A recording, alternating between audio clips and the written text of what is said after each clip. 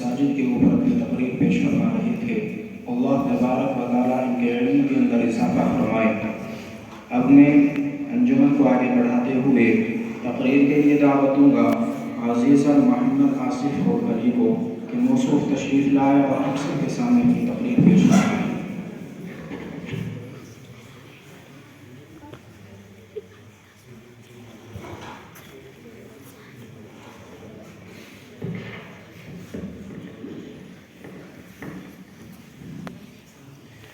بسم اللہ الرحمن الرحیم الحمد للہ وکفى وسلام علی عباده الذین اصطفى اما بعد فاعوذ باللہ من الشیطان الرجیم بسم اللہ الرحمن الرحیم ان الصلاة تنہی عن الفحشاء والمنکر وقال رسول اللہ صلی اللہ علیہ وسلم بین العبد و بین الکفر ترک الصلاة صدق اللہ العظیم۔ میرے عزیز ساتھیوں، اللہ تبارک و تعالیٰ کا احسان عظیم یہ ہے کہ حق تعالیٰ نے ہمیں اس متبرک و منور مجلس میں بیٹھنے کی توفیق دی۔ میرے عزیز دوستوں، خالق السماوات والارض نے امت مسلمہ اور اپنے حبیب محسن کائنات صلی اللہ علیہ وسلم کو بے بہا نعمتوں سے نوازا اور ہمیشہ تحفوں سے سرفراز فرماتا رہا۔ ان نعمتوں میں سے ایک اعلیٰ وارفہ تحفہ نماز کا تحفہ ہے۔ اس متبرک تحفے کی فضیلت روز روشن کی طرح آیا ہے۔ اللہ تبارک و تعالیٰ نے حج کو فرش پر نازل فرمایا، زکوٰۃ کو فرش پر نازل فرمایا، ایمان کو بھی فرش پر نازل فرمایا، تمام احکام کو فرش پر نازل فرمایا۔ لیکن جب نماز کی باری آئی تو رب کائنات نے اپنے محبوب محسن انسان صلی اللہ علیہ وسلم سے فرمایا کہ ہم آپ کو ایک قیمتی تحفہ دینے والے ہیں۔ یہ تحفہ بہت اعلیٰ ہے اور اعلیٰ وارثہ شے کو اعلیٰ ہی جگہ عطا کیا جاتا ہے، لہذا نماز کو عرش الہی پر بلا کر عطا کیا گیا۔ برادران اسلام، توحید اور ایمان کے بعد انبیاء علیہ السلام نے نماز ہی کی اہمیت دی ہے، نماز کی تلقین کی ہے۔ قرآن میں جگہ جگہ پر اقیموا الصلاۃ ذکر کیا گیا ہے، کہیں پر یہ الفاظ ذکر کیے ہیں یا ایھا الذین آمنوا استعینوا بالصبر والصلاۃ، اے مومنو صبر اور نماز کے ذریعے سے مدد طلب کرو۔ دل میں ہر ایک انسان کے حسرت ہے جہاں کی، دل میں ہر ایک انسان کے حسرت ہے جہاں کی، وہ باغ جہاں سر کو جھکانے میں ملے گا۔ عزیزان گرامی، کوئی متقی نماز کے بغیر متقی نہیں ہو سکتا، کوئی ولی نماز کے بغیر ولی نہیں ہو سکتا، کوئی قطب نماز کے بغیر قطب نہیں ہو سکتا۔ حضور نے بھی نماز ادا کی، صحابہ کرام نے بھی نماز کی پابندی کی، تبع تابعین نے بھی ترک نماز نہیں کی، ائمہ مجتہدین نے بھی نماز کو پکڑے رکھا، اولیاء کرام نے بھی نماز کو اختیار کیا۔ کوئی بتا دو کہ کسی نبی نے نماز ترک کی ہو اور نبی بن گیا ہو، کوئی ولی نماز کے بغیر ولی بن گیا ہو، آپ بتا ہی نہیں سکتے، اس لیے کہ عمل محبوب عمل ہے۔ نماز سے قلوب کو نورانیت ملتی ہے، نماز سے ایمان و عقائد کو قوت ملتی ہے، نماز زندگی کو آفتاب سے زیادہ روشن کر دیتی ہے۔ نماز اس وقت چراغوں کا کام کرتی ہے جہاں پر چاروں صرف اندھیرا ہی اندھیرا ہو۔ نماز مصائب و پریشانی کو ٹال دیتی ہے، نماز سے انسان افضل وارثہ ہوتا ہے۔ کیوں نہ ہو نماز ہے ہی ایسا تحفہ، کیوں نہ ہو نماز ہے ہی ایسا تحفہ جس سے شیطان کا منہ کالا ہو جاتا ہے۔ یہ ایک سجدہ جسے تو کرا سمجھتا ہے، یہ ایک سجدہ جسے تو کرا سمجھتا ہے، ہزار سجدوں سے دیتا ہے آدمی کو نجات۔ جب بندہ رب کائنات کے دربار میں اپنا سر خم کرتا ہے تو محسن کائنات کی آنکھوں کو ٹھنڈک محسوس ہوتی ہے اور تارک الصلاۃ سے نبی آخر الزمان کو تکلیف ہوتی ہے، پر جس نے بھی آپ علیہ الصلاۃ والسلام کو تکلیف پہنچائی گویا اس کی دنیا و آخرت برباد ہے۔ میرے عزیز دوستو، قیامت کے دن سب سے قبل نماز کے بارے میں سوال ہوگا۔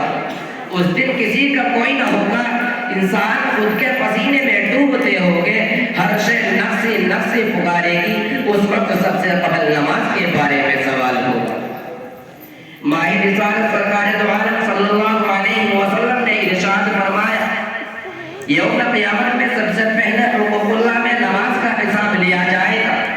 اگر نماز درست نکل آئی تو تمام اعمال درست، اور اگر نماز ہی خراب نکلی تو تمام اعمال بیکار ہیں۔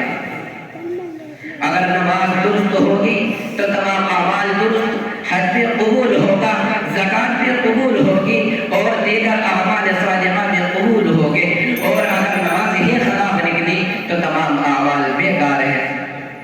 میرے بھائی اور دوستوں، دعا کرنا اللہ تعالی ہم سب کا امتحان آسانی سے فرمائے۔ وآخر دعوانا الحمدللہ رب العالمین۔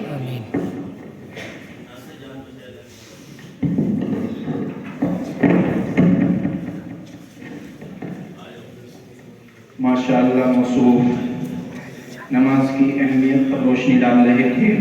اللہ تبارک و تعالیٰ ان کے علم کے اندر اضافہ فرمائے۔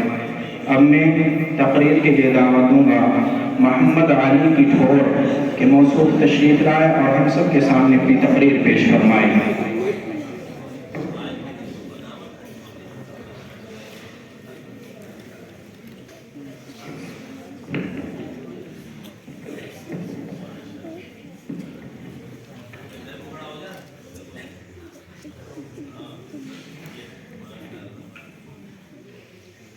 بسم اللہ الرحمن الرحیم،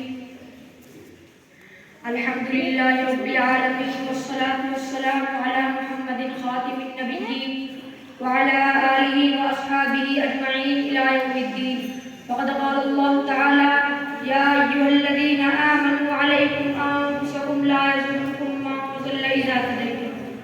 اے ایمان والو، تم اپنی اصلاح کرو، تم کو کوئی نقصان نہیں پہنچا سکتا وہ لوگ جو بھٹکے ہیں جبکہ تم ہدایت یافتہ ہو۔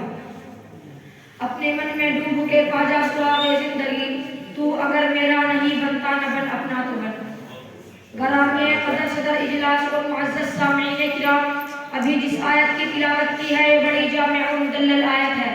یہ آیت ہم سب کو ایک اہم پیغام دیتی ہے کہ اس دنیا میں رہنے والا ہر انسان سب سے زیادہ اپنے کو بنانے، سنوارنے اور سدھارنے کی فکر کرے۔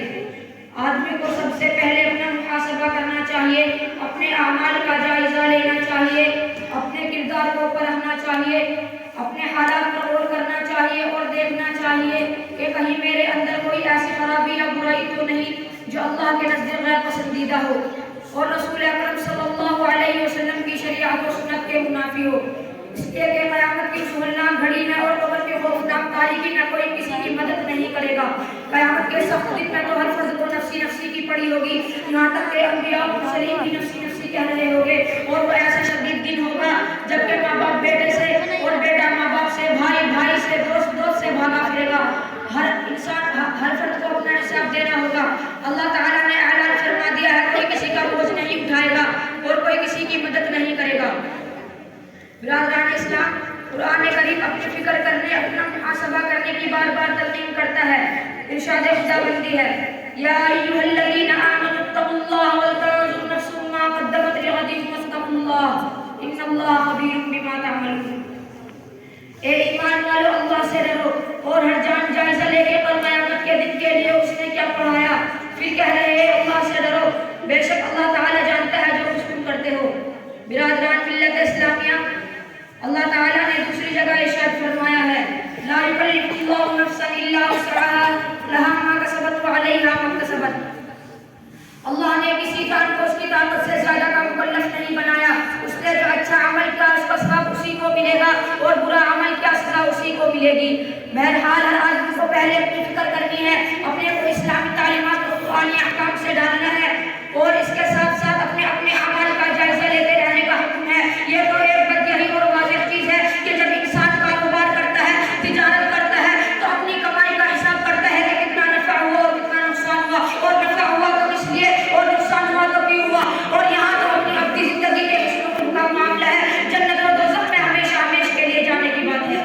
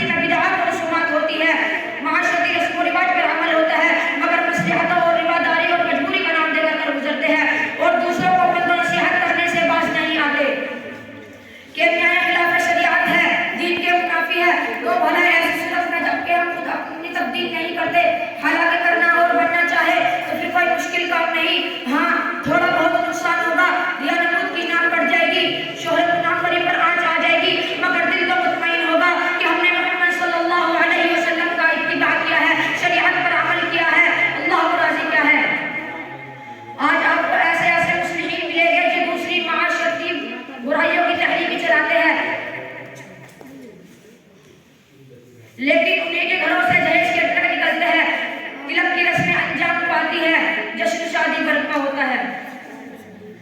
کر سکتے تھے جو اپنے زمانے کی امامت، کر سکتے تھے جو اپنے زمانے کی امامت، وہ کوہنا دماغ ہے اپنے زمانے کے پیروں۔ وآخر دعوانا ان الحمدللہ رب العالمین۔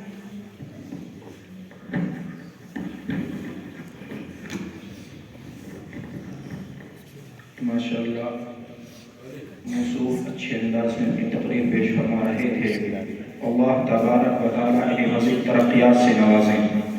اب میں تقریر ہی کے لیے دعوت دوں گا عزیزہ محمد سہیل رکلی کو کہ موصوف تشریف لائیں اور ہم سب کے سامنے اپنی تقریر پیش فرمائیں۔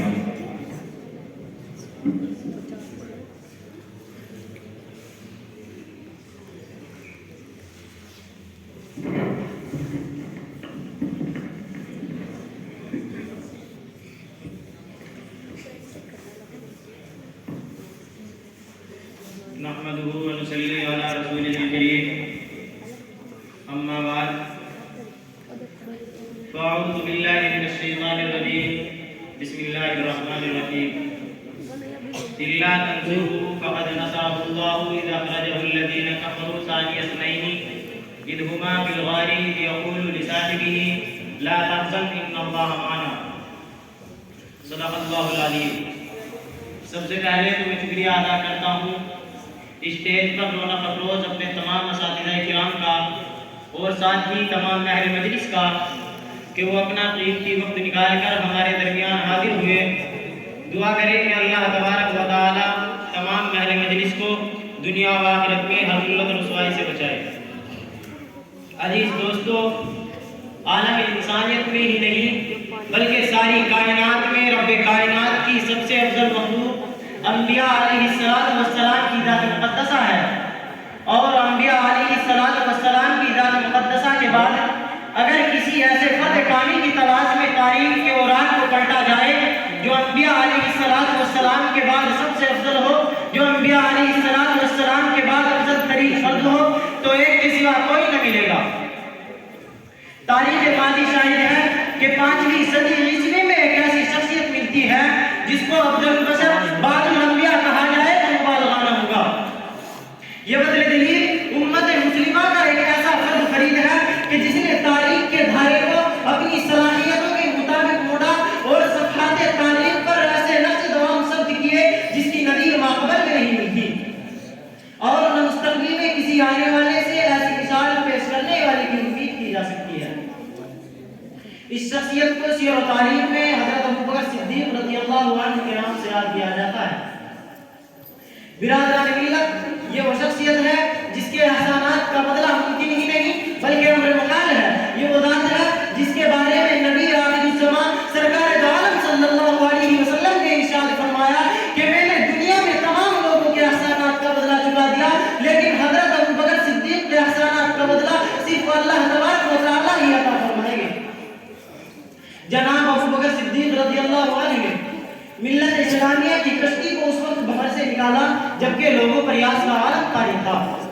ایسے وقت میں آپ صدیق اکبر نے فراق رسول اللہ صلی اللہ علیہ وسلم میں تڑپنے والوں کو تسلی دی اور دشمن اسلام کی ریشہ دوائیوں پر نظر رکھی، اپنے حوصلے کو بلند رکھا اور دوسرے کے حوصلے کو بلند کیا، اپنی صلاحیتوں کے ذریعے فتنوں کو دبایا اور پرسکون ماحول بنا دیا۔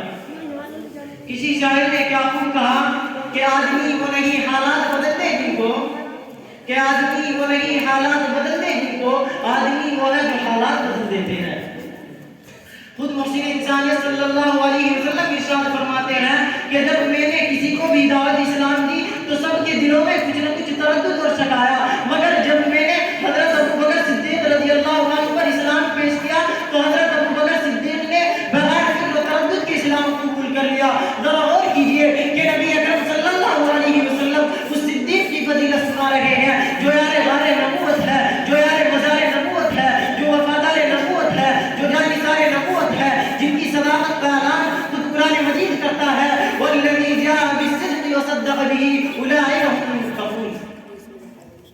امام راضی تفسیر کبیر جلد 26 میں فرماتے ہیں کہ اس آیت کے مصداق صدیق اکبر رضی اللہ عنہ حضور علیہ السلام نے دعوت اسلام دی۔ یہ سنتے ہی حضرت ابو بکر صدیق رضی اللہ عنہ نے اشہد ان لا الہ الا اللہ وانت رسول اللہ پڑھا۔ نبی اکرم صدیق اکبر خود فرماتے ہیں کہ اس وقت میری خوشی کا کوئی ٹھکانہ نہیں تھا۔ کیوں نہ ہو جس کو ایمان جیسی دولت مل گئی، جس کو توحید کی دولت مل گئی، جس کو ہدایت کا راستہ مل گیا، جس کو محمد جیسا نبی مل گیا، جس کو اسلام جیسا مذہب مل گیا، جس کو قرآن کریم جیسا عظیم قانون مل گیا، آج بھی ہم اس پر فخر محسوس کرتے ہیں کہ اللہ تبارک و تعالیٰ نے ہمیں ایمان کی دولت سے نوازا، توحید کی دولت سے نوازا، محمد جیسا نبی عطا کیا، صحابہ جیسے رہبر عطا کیے اور قرآن کریم جیسی عظیم کتاب عطا کی۔ ملت اسلامیہ کے پاسبانوں حضرت ابو بکر صدیق رضی اللہ عنہ کی فراست، معاملہ شناسی اور تدبر کی مثال نہیں ملتی۔ ان خصوصیات کے باوجود ایک بلند پائے کے خطیب بھی تھے۔ بیعت صحابہ کے بعد جو خطبہ ابو بکر صدیق رضی اللہ عنہ نے دیا وہ تاریخ اسلام کا ایک درس آباد ہونے کے علاوہ جمہوریت کا نقیب، داعی اور رعایا کے لیے درس موجد ہے۔ دورہ نے خطبہ فرمایا کہ اے مسلمانوں، جب میں اللہ اور رسول اللہ کا مطیع ہوں تو میری اطاعت تم پر لازم ہے، اور اگر خدا نہ خواستہ میں اللہ اور رسول کے خلاف عمل کروں تو تم پر میری اطاعت لازم نہیں۔ ذرا غور کیجئے کہ کون کہہ رہا ہے؟ یہ وہ شخص کہہ رہا ہے کہ جس کے بارے میں آج سے تقریباً 1450 سال پہلے نبی آخر الزماں سرکار دو عالم صلی اللہ علیہ وسلم نے ارشاد فرما دیا، لو وزن ایمان ابی بکر بالایمان العالمی لرجحہ، کہ اگر ابو بکر اور تمام عالم کے ایمان کو تولا جائے تو ابو بکر کا ایمان بھاری ہوگا۔ میں اس شعر کے ساتھ اپنی بات ختم کرتا ہوں کہ جس کو صدیق ذات خدا نے کہا، کہ جس کو صدیق ذات خدا نے کہا، اس کو صدیق ہی مصطفیٰ نے کہا، اس کو صدیق ہی مصطفیٰ نے کہا، اس کو صدیق ہی مرتضیٰ نے کہا، یوں ہی صدیق سب اولیاء نے کہا۔ میں بھی کہتا ہوں صدیق صدیق ہے، کہ میں بھی کہتا ہوں صدیق صدیق ہے، جو نہ صدیق مانے وہ صدیق ہے۔ دعا کریں کہ اللہ تبارک و تعالی ہم سب کو حیات صدیق کو اپنا نمونہ بنانے کی توفیق عطا فرمائے، اور ہم تمام اہل مجلس کو صحابہ کرام کے نقش قدم پر چلنے کی توفیق عطا فرمائے۔ آمین۔ وآخر دعوانا الحمدللہ رب العالمین۔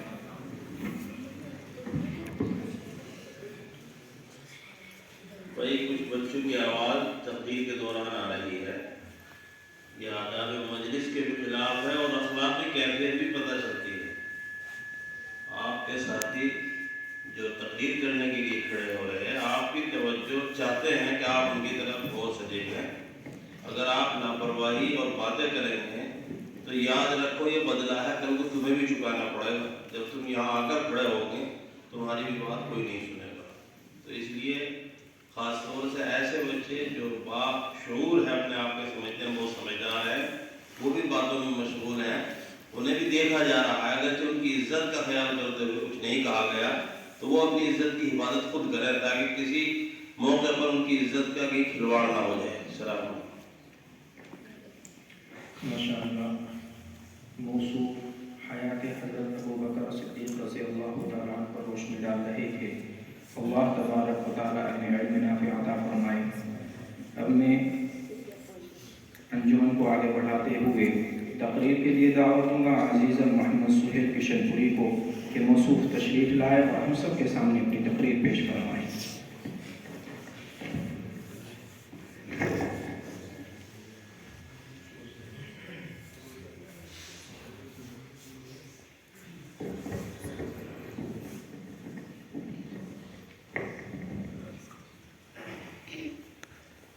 بسم اللہ الرحمن الرحیم۔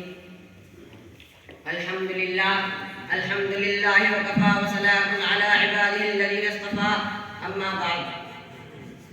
قال اللہ تبارک و تعالی فی کلامہ المجید والفرقان الحمید، فاعوذ باللہ من الشیطان الرجیم، بسم اللہ الرحمن الرحیم۔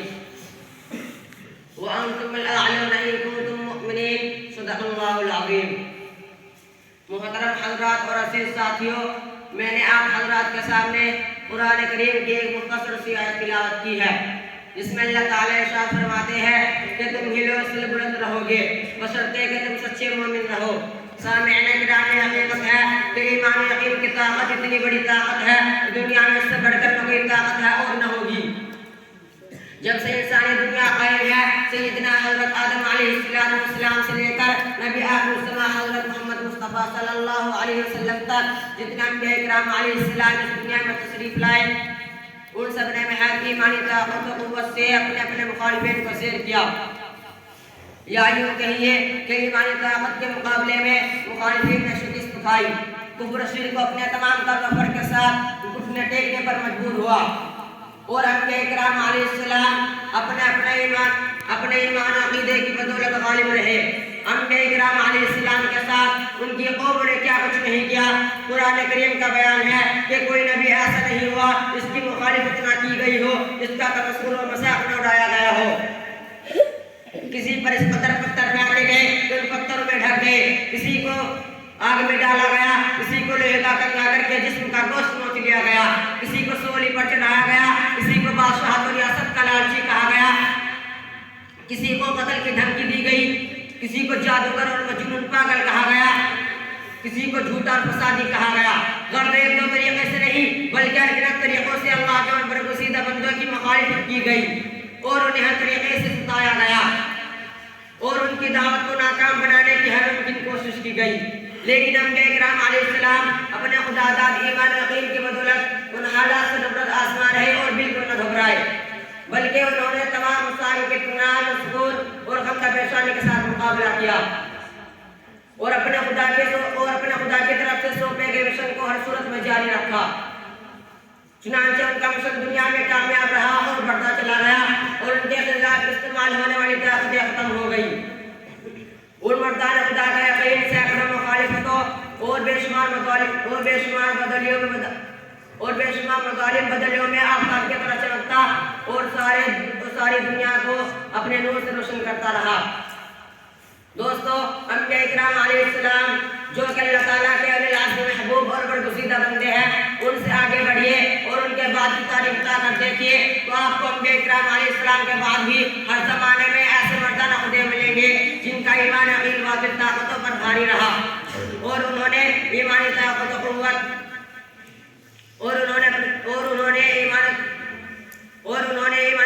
قوت سے نمایاں کامیابی حاصل کی۔ میں آپ کو سیدنا حضرت ابو بکر صدیق کا واقعہ سناتا ہوں۔ جناب نبی کریم صلی اللہ علیہ وسلم نے اپنے وصال سے چند روز پہلے حضرت اسامہ رضی اللہ عنہ کو سردار لشکر بنا کر روانگی کا حکم فرمایا۔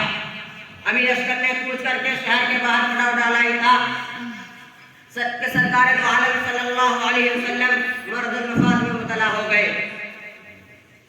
سردار لشکر نے خبر سنتے ہی روانگی ملتوی کر دی۔ غرض اسی اثنا میں آپ صلی اللہ علیہ وسلم کے وصال کا عظیم حادثہ پیش آیا۔ اس جان کا خبر سن کر صحابہ کرام رضی اللہ عنہ کو انتہائی رنج صدمہ ہوا اور وہ روحانی و جسمانی اعتبار سے ٹوٹ کر رہ گئے کہ ہدایت کا آفتاب عالم جس کی وجہ سے ساری کائنات پیدا کی گئی تھی، سارے عالم کو ہدایت کے نور سے منور کر کے روپوش ہو گیا۔ ایک طرف یہ روپوش صاحب تھا، دوسری طرف ستم بالے ستم یہ ہوا کہ سارے عالم میں اختلاف اور فتنہ فساد کی آگ بھڑک اٹھی، جبکہ بڑے بڑے جلیل قدر صحابہ حضرت ابو بکر صدیق کے فیصلے کے خلاف تھے اور ان کی رائے یہ تھی کہ ایسے مناسب وقت میں جبکہ اندرون ملک اور متعدد قبیلوں سے بغاوت کے شعلے اٹھ رہے ہیں اور اعتداد کی ایک لہر جاری ہے، لڑائی میں پیش قدمی کرنا مناسب نہیں ہے۔ حالانکہ صحابہ کرام رضی اللہ عنہ حضرت عمر اور حضرت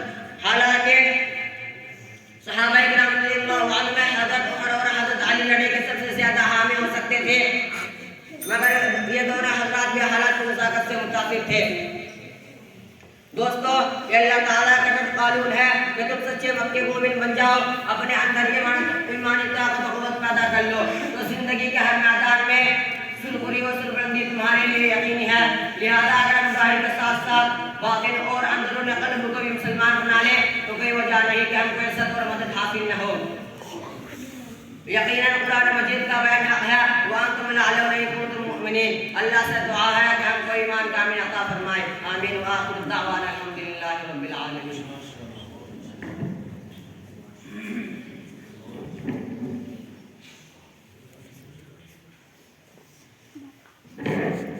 माशाअल्लाह मौसूफ हम सब के सामने अपनी तकरीर पेश फरमा रहे थे और बतला रहे थे कि ईमान ही के अंदर अल्लाह तबारक व तआला ने बुलंदी रखी है। अल्लाह तबारक व तआला इल्म नाफ़िअ अता फरमाए। अपने अंजुमन को आगे बढ़ाते हुए तकरीर के लिए दावत दूँगा अज़ीज़ मोहम्मद अव्वलीन के मौसूफ तशरीफ़ लाए और हम सब के सामने अपनी तकरीर पेश फरमाए।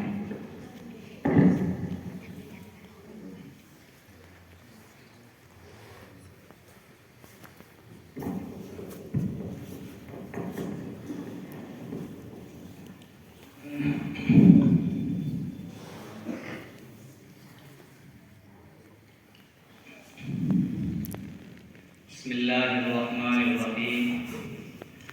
अल्हम्दुलिल्लाहि रब्बिल आलमीन वस्सलातु वस्सलामु अला सय्यिदिल अंबिया'i वल मुरसलीन व अला आलिहि व अस्हाबिहि अजमईन व अला कुल्ली व मन तबिअहुम बि ihsan इला यौमिद्दीन। अम्मा बाद। हज़रात उलमाए किराम, मुअज़्ज़ज़ हाज़िरीन, अल्हम्दुलिल्लाह इस मुबारक मजलिस में मुख्तलिफ हज़रात ने मुख्तलिफ मौज़ूआत पर कारआमद और मुफीद बातें अर्ज़ की है और मैं भी आपके सामने क़विय्य फ़िलिस्तीन के उन्वान पर लबकुशाई करने की जुर्रत कर रहा हूँ। अल्लाह रब्बुल इज़्ज़त मुझे उनके हक़ में सही बात कहने की तौफ़ीक़ इनायत करे। अल्हम्दुलिल्लाह जब हमास की तरफ से जिहाद का आगाज़ हुआ तो ये मसला लोगों के सामने एक हकीकी मसला बनकर सामने आया, लेकिन रफ्ता रफ्ता इस मसले की अहमियत और इसके बारे में गैरत ईमानी का जोश खरोश रफ्ता रफ्ता धीमा पड़ता चला जा रहा है और ख़ास तौर से आलम इस्लाम में जोश खरोश और इसके मुताल्लिक कोई सरगर्मियाँ नजर नहीं आ रही है। यूँ तो आलम इस्लाम में बहुत सी ज़मीनों पर गैरों का कब्जा है, लेकिन यहाँ मसला सिर्फ ज़मीन का नहीं है। यहाँ का मसला सिर्फ ये नहीं है कि गैर कौम ने आकर यहाँ के मुल्कों की ज़मीन ग़स्ब कर ली। ये मसला तो अपनी जगह है, लेकिन फ़लस्तीन का मसला दर हकीकत बैतुल मक़दिस का मसला है, मस्जिद अक़सा का मसला है। इसी वजह से आप और हम लोग इस बात पर हैरत करते हैं कि वक्त 30,000 के करीब शहीद हो गए, लेकिन आज तक किसी की ज़बान से ये नहीं सुना गया कि हमास ने हमें इस मुसीबत में डाल दिया। हर एक की ज़बान पर ये है कि हम अल्लाह के रास्ते में जिहाद कर रहे हैं, हम अल्लाह के रास्ते में जिहाद कर रहे हैं। ये उस तरबियत का नतीजा है जो 60 साल तक की गई, जिसके लिए हमास ने पूरी मनसूबाबंदी की थी, और उन बुजुर्गों की तरबियत का नतीजा है कि आज अल्लाह ने उनको सब्र इस्तिकामत अता फरमाया कि जिसकी नज़ीर मिलनी मुश्किल है। इंशाअल्लाह तुम इंशाअल्लाह ये हमास और ये लोग जो इतनी बड़ी ताकतों से मिलकर मुकाबला कर रहे हैं, अल्लाह की रहमत से और अल्लाह के फज़ल करम से ये कामयाब होंगे। अल्लाह रब्बुल इज़्ज़त उनकी नुसरत फरमाएगा और फरमा रहा है। आज आप देखें 110 दिन गुजर चुके, सारे हथियार उनके पास, अमेरिका उनकी पुष्ट पर, मगरबी ताकतें उनकी पुष्ट पर, और ये लोग सुरंगों में रहकर और खुद अपने असलहा तैयार करके और अपने यहाँ फैक्ट्रियाँ कायम करके असलहा तैयार करते हैं और इस असलहा से फिर वो खंदक से बाहर निकलकर टैंकों को निशाना बनाते हैं और ऐसे मशीनें तैयार की हैं कि अगर कहीं से कोई हमला आवर हो तो उसकी निशानदही कर देता है। उसको तबाह करने के लिए एक निजाम उठ जाता है और हाथ में बम लेकर और टैंक के अंदर रखकर चला आता है और उस टैंक के पलक से उड़ जाते हैं। ये अल्लाह की मदद नहीं है तो और क्या है कि उन्होंने इतनी बड़ी कुव्वत से टकराकर उसके जान को, उनके गुरूर को, उनके तकब्बुर को खाक में मिला दिया है।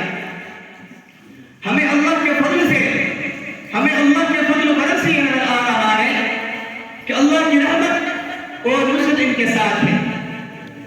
अब इनके साथ जो चाहे हो जाए, مسجدوں میں، اپنے اپنے علاقوں میں، اپنے اپنے زیر اثر لوگوں میں یہ بات پیدا کریں گے کہ اگر آج ہم نے حماس کا ساتھ نہ دیا تو یاد رکھیے اسرائیل ایک